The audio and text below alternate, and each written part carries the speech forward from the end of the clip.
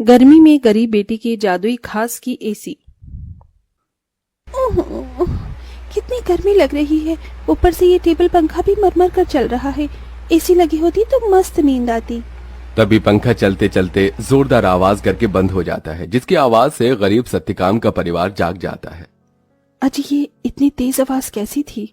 क्या मालूम चंदा, पर ऐसा लगा जैसे कुछ टूट गया। तभी भारती टेबल पंखे को देखती है। पिताजी, वो देखो, टेबल पंखा टूट गया। पंखा टूटा देखकर पूरा परिवार दुख जताने लगता है। हे भगवान, ये क्या, एक और परेशानी बढ़ा दी तूने हम गरीबों पर। ये टेबल पंखा ही तो इस गर्मी में हमारा इकलौता सहारा था। अब तो इस गर्मी में हम बेहाल हो जाएंगे। कितना कहता था मैं कि दिन में पंखा बंद रखा करो, सारा दिन तो चलता रहता था। अब दिन रात चलेगा, कोई भी चीज तो खराब तो होगी ही ना। एक एक पाई जोड़ कर लिया था ये पंखा, अब कहां से लाऊंगा तुम्हारे नए पंखे का दाम। इसीलिए तो कहती हूँ पिताजी कि घर में एक एसी लगवा दो। गर्मी भी नहीं लगेगी और नींद भी अच्छी आएगी।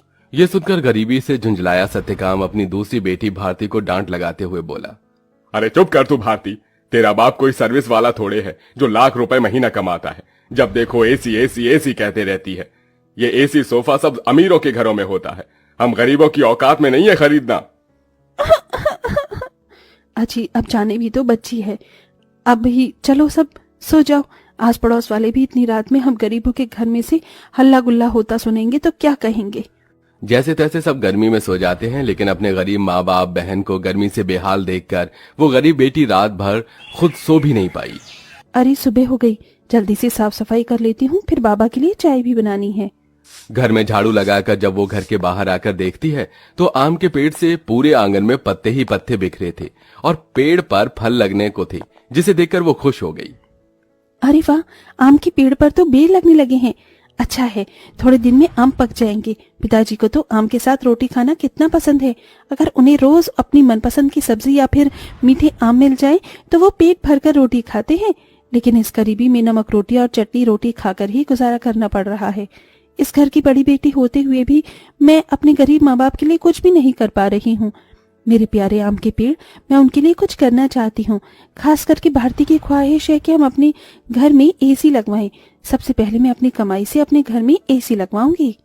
गीतू रोज ही अपने आंगन में लगे उस आम के पेड़ से अपना सुख दुख बांटती थी। वो पेड़ जैसे उसके परिवार का हिस्सा बन चुका था, क्योंकि गीतू ने 5 साल की उम्र में आम की गुठली बोई थी और हर दिन उसमें खाद पानी डालती, जिससे आज पेड़ इतना विशाल और फलदार था। पेड़ के नीचे हर कुछ दिनों में घास उगाती, जिसे गीतू जुगाड़ लगाकर कभी घास की चटाई तो कभी कालीन बुना करती थी। गीतू, मैं और तेरे पिताजी जमींदार के खेत पर जा रहे हैं काम करने। माँ, आप और पिताजी अपनी खेती खुद क्यों नहीं उगाते? वो जमींदार तो यही चाहता है कि हम गरीब लोग सारी जिंदगी उसकी गुलामी करें। तभी तो धूप में वो आपसे गधों की तरह काम करवाता है और सिर्फ 100 रुपए ही देता है पूरे दिन के। पिताजी, आप ही तो कहते हैं ना कि हम गरीब किसान मिट्टी से सोना उगाते हैं। हाँ बेटिया, लेकिन एक गरीब के लिए 2 रोटी कमाना रोज की कठिन चुनौती होती है, जिसे पार करना पड़ता है। सत्यकाम और चंदा चिलचिलाती कड़ी धूप और गर्मी में खेत पर आते हैं, जहां जमींदार ठाठ से कुर्सी पर बैठा था और नौकर छतरी लिए खड़ा था। ओहो, बाप रे बाप, कितनी गर्मी है, आग बरस रही है। इतनी गर्मी में तो एसी की ठंडी हवा छोड़ने का मन ही नहीं करता। राम राम मालिक। अरे भाड़ में गया तेरा राम राम, यहाँ गर्मी से मेरा कचूमर निकला जा रहा है। कहाँ मर रहा था? हाँ, अब तक कहाँ मर रहा था? चलो दोनों मियाँ बीबी खेत जोतने में लग जाओ, उठाओ हल। जी मालिक। बेचारे दोनों कड़ी धूप में उतनी बड़ी जमीन में हल जोतते हैं, उनके माथे से टप टप पसीना बहता जाता है। अजी, शाम हो गई।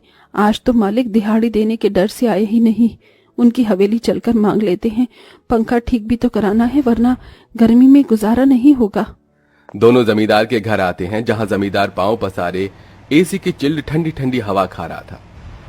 ओहो, क्या मजा आ रहा है। हा, एसी में भैया मजा बहुत है। अरे सत्यकाम, तू यहाँ? जी मालिक, पैसे दे दीजिए। ये पकड़ 200 और चल दफा हो जा। इसी तरह दिन गुजरते हैं। दोनों मियाँ बीवी जो भी कमा कर लाते अपनी गरीब बेटी के हाथों में रख देते, जिससे बहुत ही समझदारी से गीतू घर चलाती और उसमें से कुछ बचा भी लेती। 100, 200, 300, 350, 400, 410, 420, 30। कुल मिलाकर मेरे पास अभी तक ये 700-800 रुपए ही इकट्ठे हुए हैं। इतने में एसी कहाँ से आएगी? अगर मैं किश्त बंधवाकर भी एसी ले आऊं तो फिर मैं कैसे किश्त भरूंगी? तभी भारती अपनी गरीब बहन गीतू को परेशान देखकर बोली, दीदी, आजकल तो कबाड़ी वालों के पास भी अच्छी अच्छी चीज मिल जाती है। अमीर लोग तो नया खरीद लाते हैं और महंगी चीज भी बेच देते हैं। हाँ, ये ठीक रहेगा। मैं कबाड़ी में से कोई एसी उठा लाती हूँ। गीतू एसी खरीदने कबाड़ी की दुकान पर चली आई। भैया जी, मुझे कोई सस्ती एसी दिखाइए। गरीब लड़की लगती है, एक काम करता हूँ, ये खटारा वाली एसी थमा देता। इसे क्या पता इसमें क्या डिफॉल्ट है। ये लो बहन जी, ये एकदम बढ़िया एसी है। ये चलती तो है ना? चलती नहीं, दौड़ती है। एकदम धूम मचा देगी ठंडी हवा की। 1000 रुपए की लगेगी। अब जल्दी से ले लो। लेकिन मेरे पास बस 800 ही हैं। चलेगा चलेगा, दे दो। गीतू खुशी से वो एसी घर लाकर सबको चलाकर दिखाती है। माँ, पिताजी देखो, आपकी गरीब बेटी एसी खरीद कर लाई है 800 में। अब हमें गर्मी में नहीं सोना पड़ेगा। मगर ये चल क्यों नहीं रही?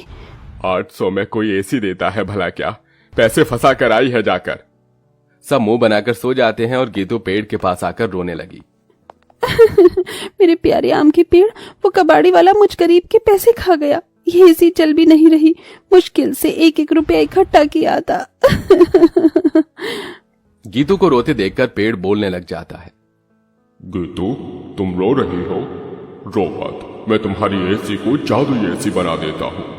क्या सचमुच में ऐसा हो सकता है? तभी पेड़ जादू करता है और जमीन पर ढेर सारे घास उगाते हैं जो बहुत चमक रही थी। गीतू, इस जादुई घास को मैंने अपनी शक्ति से उगाया है। इसे एसी में लगा दो, ये एसी जादुई हो जाएगी। गीतू बिल्कुल वैसा ही करती है। तभी घास का एसी बनकर पूरा होते ही सुनहरी चमक से भरकर चल पड़ता है और पूरे घर को बर्फ के जितना ठंडा कर देता है। माँ, पिताजी, भारती देखो, एसी चलने लगी। पूरा गरीब परिवार घास के एसी को चलते देखकर चौंक जाते हैं। अरे देखो चंदा, हमारी बिटिया ने घास की एसी बनाई है। हाँ जी, लेकिन ये घास की एसी कैसे चल रही है? ये एसी कूलर तो बिजली से चलते हैं। तभी जादुई घास एसी के आंख कान मुंह बन जाता है। एसी इठलाकर बोला, क्योंकि मैं जादुई घास का एसी जो हूँ।